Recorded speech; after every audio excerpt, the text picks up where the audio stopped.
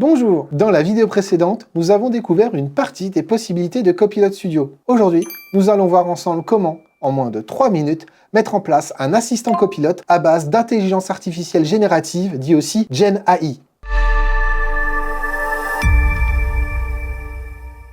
Pour commencer, il faut aller sur votre page d'accueil Copilot Studio, parfois encore nommé Power Virtual Agent. Si vous ne savez pas où c'est, allez dans n'importe laquelle des briques Power Platform, puis en bas à gauche, cliquez sur Power Platform, puis Virtual Agent ou Copilot Studio. Vous avez alors devant vous l'accueil de l'interface Copilot Studio où vous pouvez consulter vos chatbots, vos plugins, vos invites et vos modèles IA. Cliquez sur Créer un chatbot.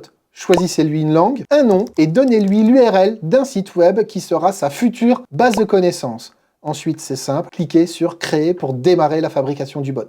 Vous pouvez aussi bien utiliser un site web public qu'un site SharePoint de votre organisation. Mais attention, l'URL ne peut pas avoir plus de 2 niveaux de profondeur, autrement dit 2 slash après le nom de domaine. Vous êtes maintenant sur l'écran de configuration de votre Copilot. Celui-ci est en cours de finalisation comme on peut le voir en haut et au moment où la barre va devenir verte, nous allons commencer. On retrouve ici un ensemble d'écrans de paramétrage. Malheureusement, nous n'aurons pas le temps de les voir tous aujourd'hui, mais ne vous inquiétez pas, d'autres vidéos viendront. L'onglet IA générative permet de définir les contenus utilisés par votre intelligence artificielle pour répondre à toutes vos questions. Vous pouvez ici configurer plusieurs sites web publics, SharePoint ou du fichier texte. Au passage, la fonction Tester Copilot juste ici est très importante car elle vous montre par où les conversations et les décisions passent dans le Copilot. Ça sera très important si vous souhaitez personnaliser votre bot.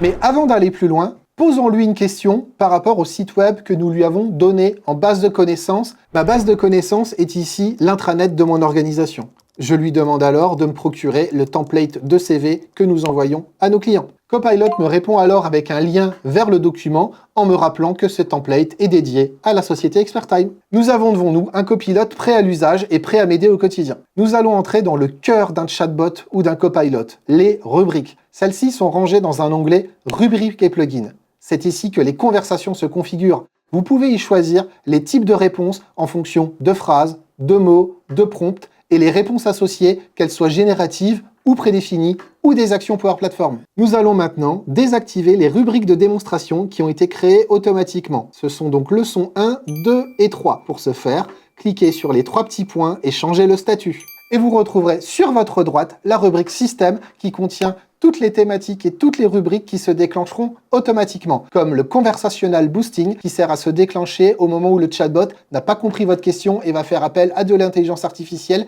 pour analyser et répondre. Et voilà, votre chatbot à usage personnel est prêt à l'emploi. Maintenant, il peut être intéressant de le partager avec vos collègues ou votre organisation. Pour ce faire, allez dans l'onglet Sécurité et choisissez le mode d'authentification. Vous avez 3 modes d'authentification. Manuel qui doit être configuré par votre entreprise, Teams qui permet de partager avec vos collègues dans votre Teams, et enfin aucune authentification qui vous permet de partager sur Internet. Mais pas de panique, toute réponse générative nécessitant de l'accès à du contenu sécurisé de votre entreprise ne sera pas publiée sur Internet car en effet celui-ci demandera une authentification. Et enfin, le plus important, si vous souhaitez le partager, il faut cliquer sur Publier. Et voilà. Vous venez de créer votre premier assistant à base d'intelligence artificielle générative. Nous venons à peine d'effleurer la phase visible des possibilités de Copilot Studio, alors si vous souhaitez en savoir plus ou vous faire accompagner sur vos projets d'IA, eh bien contactez-nous. Si vous avez apprécié ce contenu, eh bien c'est le moment de liker, de partager et pour ne rien louper des contenus suivants, eh bien abonnez-vous.